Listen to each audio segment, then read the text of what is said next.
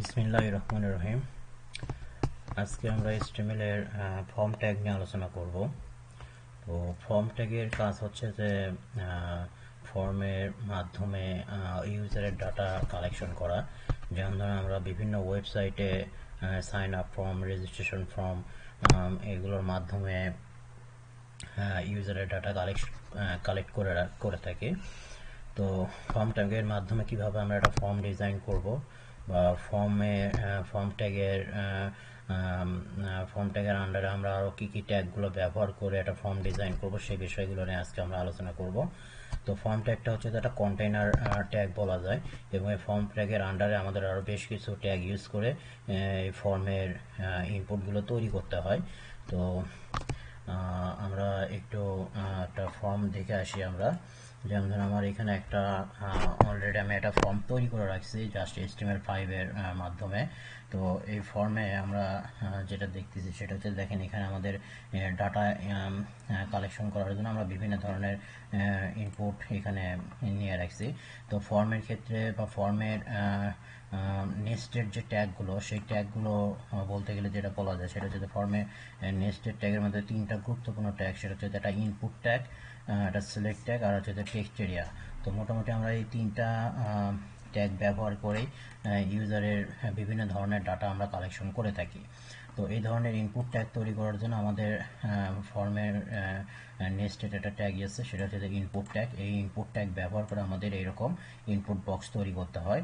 এবার আমরা যদি এরকম ড্রপ ডাউন অপশন তৈরি করতে চাই, তাহলে ইনপুটের একটা ট্যাগ ফর্মের একটা ট্যাগ আছে, ট্যাগের নাম হচ্ছে যে সিলেক্ট ট্যাগ। এবং আমরা যদি এরকম একটু বড় টাইপের যদি একটু টেক্সট বক্স নিয়ে কাজ করতে চাই, তাহলে আমাদের ফর্মের ক্ষেত্রে আমাদের একটা ট্যাগ ইউজ করতে হবে টেক্সট এরিয়া। এবং ফর্মের ক্ষেত্রে আমাদের অবশ্যই বাটন ব্যবহার করতে হয়। তো এই ধরনের বাটন ব্যবহার করার জন্য আমরা ফর্মের একটা বাটন ট্যাগ ব্যবহার করব। তো ফর্মের আমরা এখানে যে কটা ট্যাগ আমরা দেখলাম, বা এই ইনপুটগুলোর আবার আপনি একটা হেডিং রাখতে পারেন। তো এই হেডিংটাকে আমরা বলি যে লেবেল বলি। তো এই লেবেল তৈরি করার জন্য আমাদের একটা ট্যাগ ইউজ করতে হয়, লেবেল ট্যাগ। তো আমরা একটু এইরকম একটা ফর্ম প্র্যাকটিক্যালি তৈরি করে দেখি, তাহলে আমাদের একটু বুঝতে আরও একটু সুবিধা হবে। তো ধরুন আমরা আমাদের প্রজেক্ট ফোল্ডারে গিয়ে একটা পেজ তৈরি করে নিই।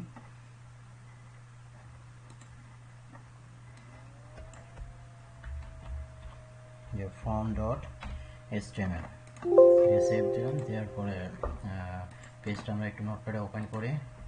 নোটপ্যাডে ওপেন করার পরে আমাদের বেসিক যে সিনট্যাক্সগুলো আছে বা বেসিক যে ট্যাগগুলো আছে, সেই ট্যাগগুলো আগে এখানে আমরা লিখে নিলাম।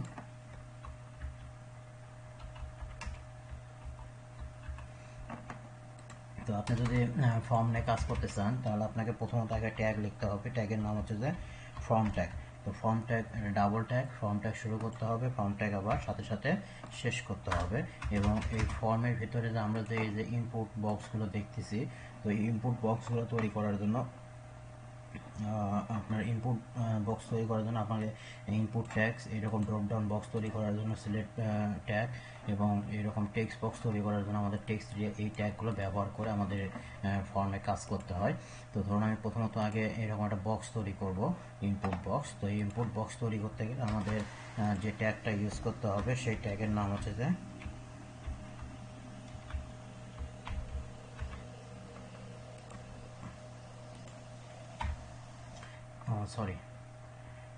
Input tag. তো ইনপুট ট্যাগ একটা সিঙ্গেল ট্যাগ এবং এটা একটা ইনলাইন ট্যাগ। এটা জাস্ট ওপেনিং করতে হবে, কোনো ক্লোজিং নাই। জাস্ট শুধু আমরা যদি এরকম ইনপুট ট্যাগ লিখে যদি আমরা সেভ দিই, সেভ দেওয়ার পরে যদি আমরা এই পেজটা ব্রাউজারে রান দিই, তাহলে দেখেন আমাদের কিন্তু এরকম একটা বক্স তৈরি হয়ে গেছে। জুম করে নিই, এরকম আমাদের একটা বক্স তৈরি হয়ে গেছে। আর এই বক্সের ওপরে যদি আমরা একটা হেডিং দিতে চাই, তাহলে আমাদের ফর্মের যে ট্যাগটা আছে লেভেল ট্যাগ, এই লেভেল ট্যাগটা ব্যবহার করতে হবে। ধরুন আমি এই ইনপুটের ওপরে একটা হেডিং দিতে চাচ্ছি ইনপুটের, তাহলে আপনাকে লেভেল ট্যাগ শুরু করতে হবে এবং লেভেল ট্যাগ শেষ করতে হবে। তো লেভেল ট্যাগটা একটা ডাবল ট্যাগ। তো এর ভিতরে আপনি এই ইনপুটের একটা হেডিং দিতে পারেন। যেমন ধরুন আমি চাচ্ছি যে এই ইনপুটের মাধ্যমে আমি ইউজারের নেম ডাটা কানেকশন করব, তো যার কারণে আমি এটার লেভেল দিলাম ধরুন নেম।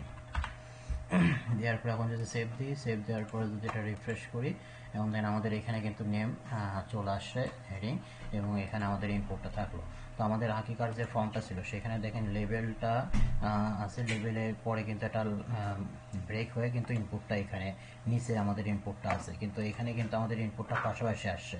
তো ইনপুট ট্যাগ এবং লেভেল ট্যাগ এগুলো হচ্ছে যে ইনলাইন ট্যাগ, যার কারণে পাশাপাশি আছে। আমরা জানি যে এর আগে আমরা ইনলাইন ট্যাগ এবং ব্লক ট্যাগ নিয়ে আলোচনা করেছিলাম, যে ইনলাইন ট্যাগের ডিফল্ট কোনো ওয়াইড থাকে না বা ফিক্সড কোনো ওয়াইড থাকে না, যার কারণে এগুলো সব এক লাইনে থাকে। তো এটাকে যদি আমি একটু নিচে নামাইতে চাই, তাহলে আমাদের যেটা করতে হবে সেটা হচ্ছে যে নেমের পরে এটাকে একটু লাইন ব্রেক দিয়ে আমাদের নিচে নামাইতে হবে। তো লাইন ব্রেক দেওয়ার জন্য আমরা এর আগে ট্যাগ ব্যবহার করছি, যে বিআর ট্যাগের মাধ্যমে আমরা লাইন ব্রেক দিতে পারি। তো ধরুন আমি এই লেভেল ট্যাগের এখানে একটা বিআর ট্যাগ ইউজ করলাম, যাতে আমার লেভেল ট্যাগের পরে একটা লাইন ব্রেক হয়ে ইনপুটটা যাতে আমাদের নিচে চলে আসে। এখন দেখেন আমাদের নেমটা উপরে থাকলো, ইনপুট বক্সটা আমাদের নেমের নিচে থাকলো। তো এরকম আপনি আপনি ফর্মে যে ইনপুটের বক্স নিয়ে কাজ করতে চাইলে অবশ্যই আপনাকে এই ইনপুট ট্যাগ ব্যবহার করে আপনাকে এভাবে কাজ করতে হবে। তারপরে আসেন আমাদের এখানে এই ফর্মে আমরা আরেকটা ইনপুট বক্স দেখতে পাচ্ছি, সেটা থেকে বলা হচ্ছে যে ড্রপ ডাউন বক্স। তো আপনি যদি ফর্ম ট্যাগে এরকম ড্রপ ডাউন বক্সের মাধ্যমে ডাটা কালেক্ট করতে চান, তাহলে আপনাকে ড্রপ ডাউন বক্সটা তৈরি করতে হবে। তো এই ড্রপ ডাউন বক্স তৈরি করার জন্য ফর্মের যে নেস্টেড ট্যাগটা আছে সেই ট্যাগের নাম হচ্ছে যে সিলেক্ট ট্যাগ। তো সিলেক্ট ট্যাগ একটা ডাবল ট্যাগ, সিলেক্ট ট্যাগ শুরু করতে হবে এবং সিলেক্ট ট্যাগটা সাথে সাথে শেষ করতে হবে। তো আমরা যদি জাস্ট এরকম সিলেক্ট ট্যাগ শুরু এবং সিলেক্ট ট্যাগ শেষ করি, করার পরে যদি সেভ দিই, দেওয়ার পরে যদি এখানে রিফ্রেশ করি, সরি এটা না, এই পেজটা যদি রিফ্রেশ করি, তাহলে দেখেন আমাদের কিন্তু এখানে ড্রপ ডাউন বক্সটা চলে আসছে। তো এখন ক্লিক করলে এটা ড্রপ ডাউন হচ্ছে না, কারণ হচ্ছে যে এর ভিতরে আমাদের কোনো, আমি যে ডাটাগুলো আমি ড্রপ ডাউন আকারে এখানে শো করাতে চাচ্ছি সেই ডাটাগুলো কিন্তু আমার এখানে দেওয়া নাই। তো এই ড্রপ ডাউন, এই সিলেক্ট বক্সের মাধ্যমে এই ড্রপ ডাউন বক্সে আপনি যে ডাটাগুলো ব্যবহার করবেন সেগুলো আপনার ইউজ করার জন্য এখানে আপনাকে আরেকটা ট্যাগ ইউজ করতে হবে। ট্যাগের নাম হচ্ছে যে অপশন ট্যাগ। তো অপশন ট্যাগ একটা ডাবল ট্যাগ, আপনাকে অপশন ট্যাগ শুরু করতে হবে এবং অপশন ট্যাগ শেষ করতে হবে, এবং এর ভেতরে আপনাকে ডাটাগুলো রাখতে হবে, যে আপনি এই ড্রপ ডাউনে যখন ক্লিক করবেন তখন কোন ডাটাগুলো শো হবে সেই ডাটাগুলো আপনাকে রাখতে হবে এই অপশন ট্যাগের ভেতরে। তো যেমন ধরুন আমি এখানে দিলাম হচ্ছে যে মেল, আর একটা অপশন আমি নিচ্ছি, এটা আমি দিলাম হচ্ছে যে ফিমেল। এখন যদি আমি এটা সেভ দিই, সেভ দেওয়ার পরে যদি এটা একটু রিফ্রেশ করি, রিফ্রেশ করলে এখন দেখেন আমি যদি ক্লিক করি তাহলে দেখেন আমাদের কিন্তু এখন ড্রপ ডাউন আসতেছে, এবং ড্রপ ডাউনের ভিতরে এই দুইটা আমার অপশন শো করতেছে। তো আমার এখানে প্রথমত যে অপশনটা থাকে সেই অপশনটা ডিফল্টভাবে এখানে আপনার সিলেক্ট হয়ে থাকে। তো আমি চাচ্ছি যে প্রথমত মেলটা এভাবে সিলেক্ট হয়ে থাকবে না, জাস্ট এখানে হয়তো একটা লেখা থাকবে যে সিলেক্ট জেন্ডার, এরকম লেখা থাকবে। তো সেই ক্ষেত্রে আপনি যেটা করবেন সেটা হচ্ছে যে এখানে আরেকটা অপশন আমরা নিয়ে এখানে প্রথম যে অপশনটা থাকবে সেটাতে আমি এটা এইরকম টেক্সট দিয়ে রাখলাম যে সিলেক্ট জেন্ডার। তাহলে প্রথমত আমার এই অপশনটা আমার ওই ড্রপ ডাউন বক্সের ভিতরে শো হয়ে থাকবে, আর যখন ক্লিক করব তখন আবার আমাদের এই মেল ফিমেল এগুলো শো হবে। দেখেন এখানে আমাদের সিলেক্ট জেন্ডার প্রথমত শো হয়ে আছে, ক্লিক করলে আমাদের মেল ফিমেল এগুলো আমাদের এখানে শো হচ্ছে। তো এটারও আমি চাচ্ছি যে এরকম একটা লেবেল দিব, লেবেল ব্যবহার করবো। তো লেবেল ব্যবহার করার জন্য আপনাকে যেটা করতে হবে যে লেবেলটাকে ইউজ করতে হবে। তো সিলেক্ট ট্যাগের উপরে আমরা ধরুন আবার একটা লেবেল ট্যাগ নিচ্ছি, যে লেবেল শুরু। তো এই লেবেল ট্যাগটা নেওয়া যে বাধ্যতামূলক তা না, জাস্ট আমরা এই বক্সগুলোকে যাতে ইন্ডিকেট করে রাখতে পারি যে এই বক্সের মাধ্যমে কি ডাটা নিচ্ছি সেটা যাতে ইন্ডিকেট করে রাখতে পারি, এই জন্য আমার এই লেবেলগুলো ব্যবহার করতেছি আমরা। যেমন আমি এখানে দিলাম যে জেন্ডার, আমরা সেভ দিই, সেভ দেওয়ার পর রিফ্রেশ করি। তো রিফ্রেশ করে দেখেন এগুলো কিন্তু আমাদের আবার যেহেতু আমরা বলে দিচ্ছি যে ফর্মের ভিতরে আমরা যে ট্যাগগুলো ব্যবহার করি সেগুলো সব ইনলাইন থাকে, যার কারণে একই লাইনে আসতেছে। তো এগুলো আবার একটু ব্রেক দিয়ে যদি আমি নিচে নামাতে চাই, ধরুন আমি ইনপুটের আগে এখানে একটা ব্রেক দেবো, তাহলে এই দুইটা আমাদের নিচের লাইনে চলে আসবে। তাহলে এই যে আমাদের এখানে যে ইনপুট বক্সটা আছে, এই ইনপুটের এখানে আমি এটার একটা ব্রেক দিই, সেভ দিই, রিফ্রেশ করি, তাহলে আমাদের জেন্ডার এখানে ব্রেক হয়ে নিচে চলে আসছে। তারপর আমি আবার চাচ্ছি যে জেন্ডারের এখানে একটা ব্রেক দেবো, যাতে এই বক্সটা যাতে আমাদের নিচে আসে। তাহলে এই যে জেন্ডার লেখার যে লেভেলটা আছে, এই লেভেলের এখানে আমি আবার একটা ব্রেক ইউজ করি।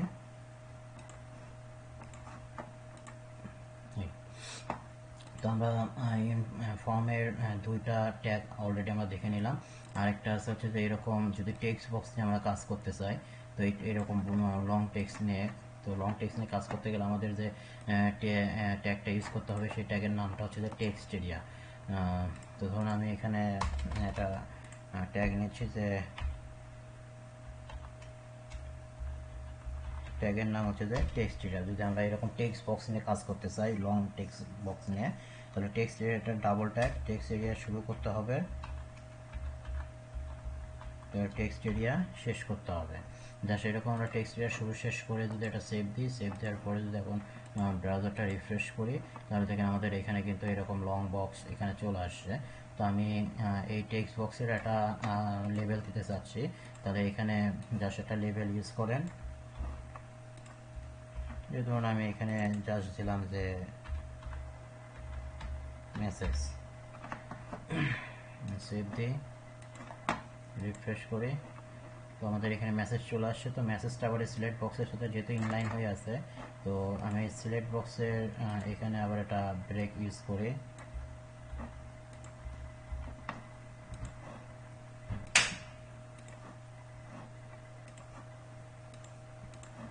সরি,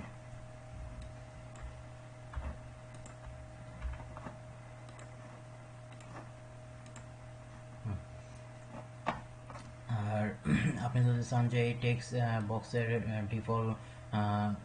ডিফল্টভাবে এইটুকু আপনার হোয়াইট হাইট থাকে, তো আপনি যদি এটা ডিফল্টভাবে যদি একটু বড় করে প্রথম অবস্থায় শো করে রাখতে চান, তাহলে টেক্সট এরিয়ার কিছু অ্যাট্রিবিউট আছে, সেই অ্যাট্রিবিউট ব্যবহার করে এইগুলোর হাইট ওয়াইট একটু আপনি কম বেশি করতে পারেন। যেমন ধরুন এখানে এই টেক্সটের দুইটা অ্যাট্রিবিউট আছে, এটা হচ্ছে যে রোস আর এটা হচ্ছে যে কলাম।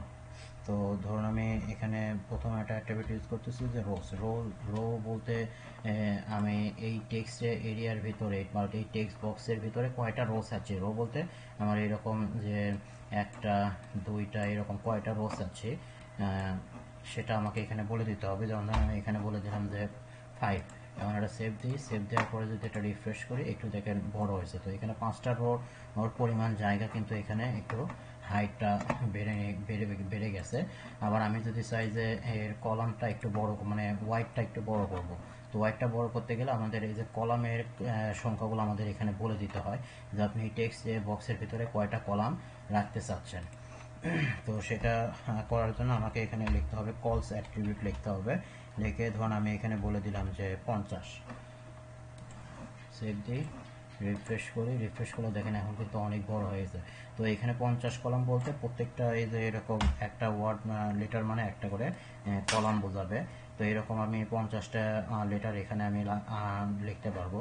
আর এখানে রো বলতে এখানে 5টা লাইন, যেমন ধরুন এই একটা লাইন হলো আমাদের, তারপরে এইরকম একটা লাইন, এরকম আমরা 5টা লাইন এই টেক্সট এরিয়ার ভিতরে আমরা তৈরি করতে পারবো।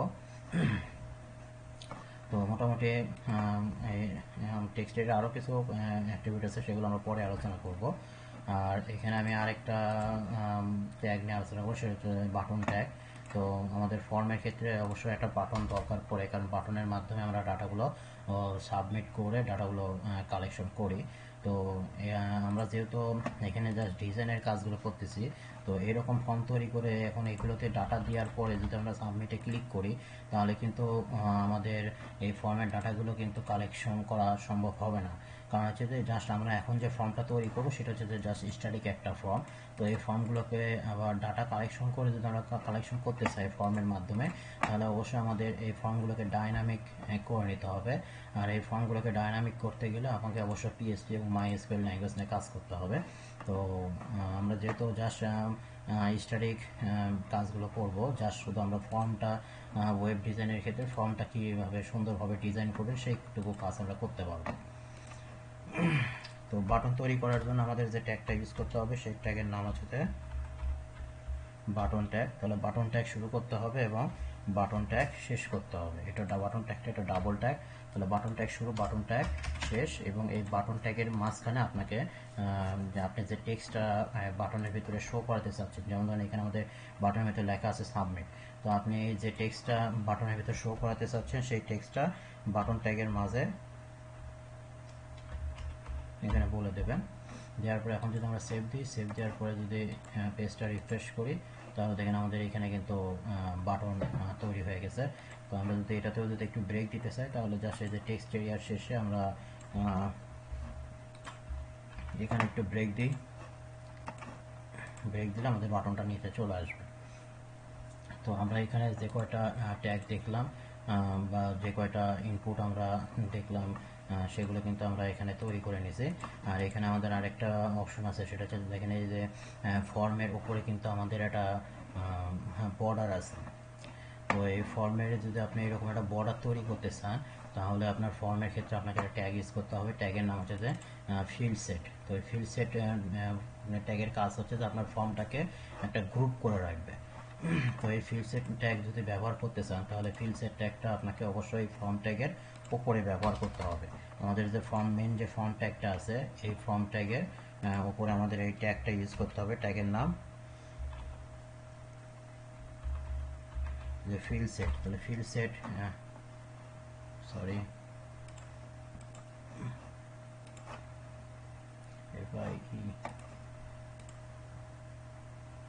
ফিল্ড সেট বানানটা একটু ভুল হয়েছে। যে ফিল্ড সেট ট্যাগ শুরু করতে হবে এবং ফর্মের একবারে শেষে গিয়ে আমাদের এই ফিল্ড সেট ট্যাগটা শেষ করে দিতে হবে। তাহলে ফিল্ড সেট ট্যাগ শুরু, ফিল্ড সেট ট্যাগ শেষ করে যদি এখন আমরা সেভ দিই, সেভ দেওয়ার পরে যদি আমরা আমাদের ফর্মটা যদি রিফ্রেশ করি, রিফ্রেশ করলে দেখেন আমাদের ফর্মটা কিন্তু একটা বর্ডারের ভিতরে চলে আসছে। আর এই বর্ডারের ওপরে যদি আপনি জাস্ট এখানে দেখেন একটা টেক্সট আছে পার্সোনাল, এইরকম যদি একটা টেক্সট যদি এই বর্ডারের ওপরে যদি রাখতে চান, তাহলে আপনাকে এখানে আর একটা ট্যাগ ইউজ করতে হবে ফিল্ড সেটের ভিতরে। তো ফিল্ড সেটের পরে জাস্ট এখানে আপনি একটা ট্যাগ লিখবেন যে লেজেন্ড।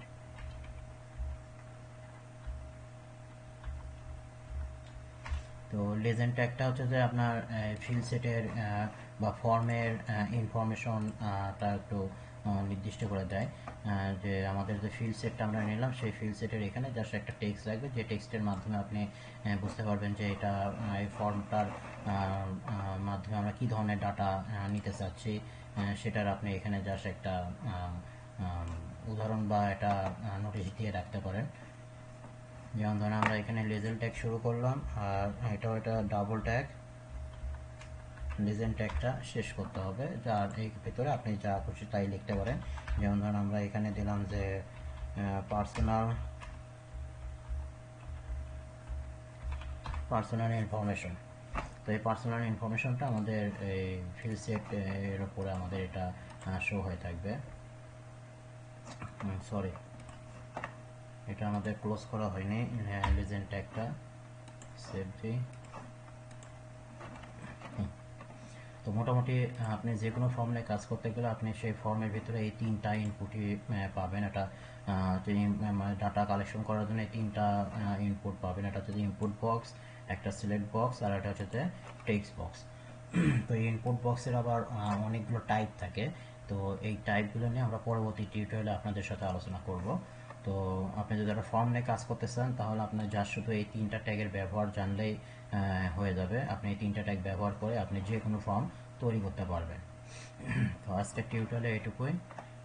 ফর্ম ট্যাগ আর হচ্ছে ফর্ম ট্যাগ এবং ফর্ম ট্যাগের যে নেক্সটের যে ট্যাগগুলো আমরা আলোচনা করলাম, এগুলোর ভিতরে যদি আপনার কোনো ট্যাগ সম্পর্কে যদি কোনো বুঝতে সমস্যা হয়, তাহলে অবশ্যই আমাদের ফেসবুক পেজ বা ফেসবুক গ্রুপে আপনি কমেন্ট করে জানাবেন আপনার সমস্যাটুকু।